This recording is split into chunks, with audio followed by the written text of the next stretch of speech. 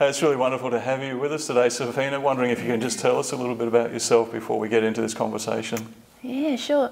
Well, my name is Safina and my surname is Stewart, and in between is the name Joy. So Safina means boat, so I'm a joyful boat, apparently. I'm a mum, I'm a wife, 2 beautiful kids, and I'm an artist. Okay. And so I love putting my Indigenous art together with biblical stories to share messages of hope. Very good. Yeah. Fantastic. Well, again, thanks so much for being with us. Today's Australia Day. We as white Anglo-Saxons celebrate it as a great day of our country being birthed. But for the Aboriginal and Torres Strait Islanders, you have a different perspective. Just wondering whether you can share what it's like for you personally and maybe comment around your own people and your own culture.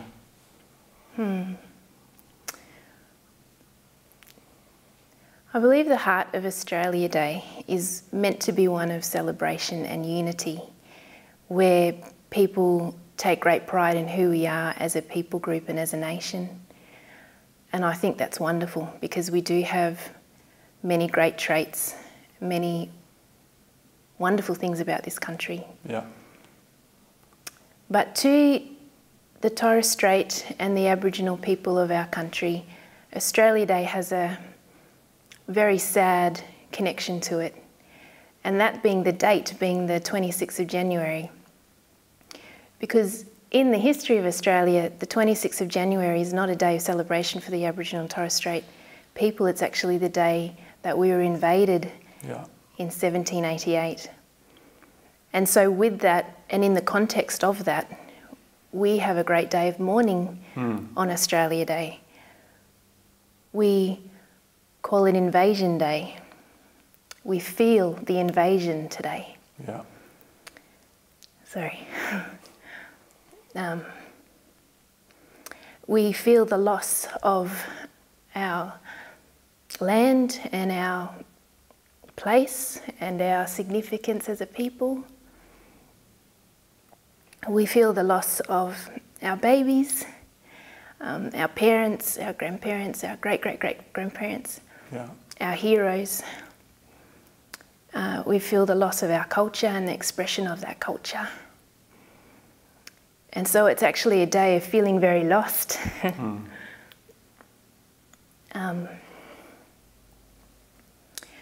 And somewhere in the midst of that, we're surrounded by a country that puts on fireworks and parties and barbecues and celebrates with beer and sunscreen and bikinis and beach.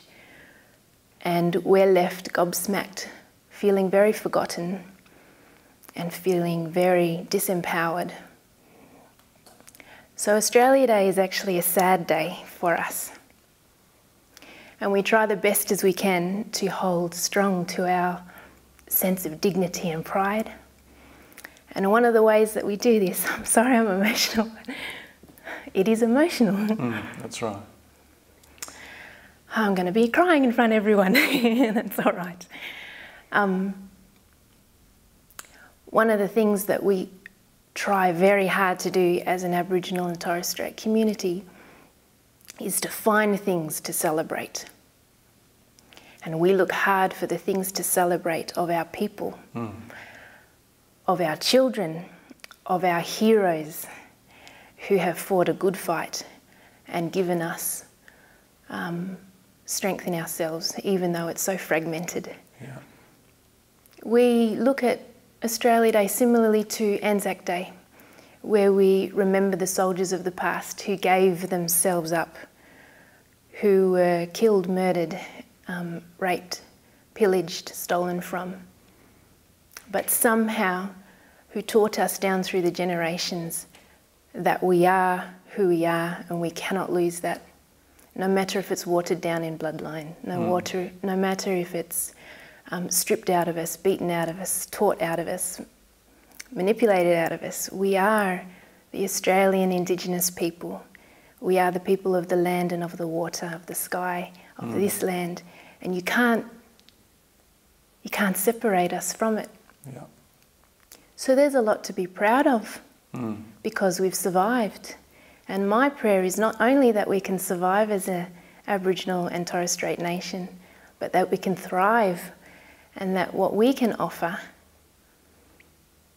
would be embraced by the broader Australian community, which we love, which we welcome, and which we have tender hearts towards, that we would be one. And I see Jesus all the way through that. Yeah. But I see that we can't do it unless we are embedded in Jesus. Yeah. He's our only hope. You mentioned on the way through there that your culture has been taught out of history. History is often written by the dominant culture, by the ones who win. Today's generation, we're not necessarily responsible for the past, but we are responsible for things going forward. Can you help us today and just offer a couple of thoughts, if you have any complex question, but what could we do as individuals to help give dignity and honour to the Aboriginal and Torres Strait Islander people and their culture?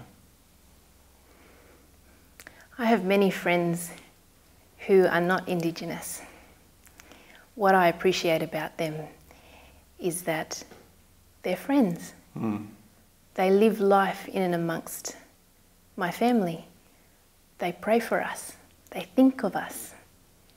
They do community with us. They love us in action as well as in words. And so I think for those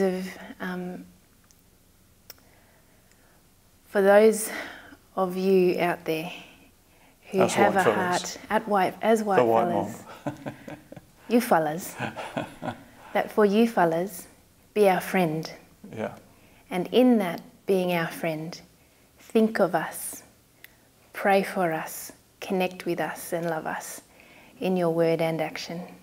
The worst thing you can do is put us out of your mind. The worst thing you can do is try to forget us, ignore us.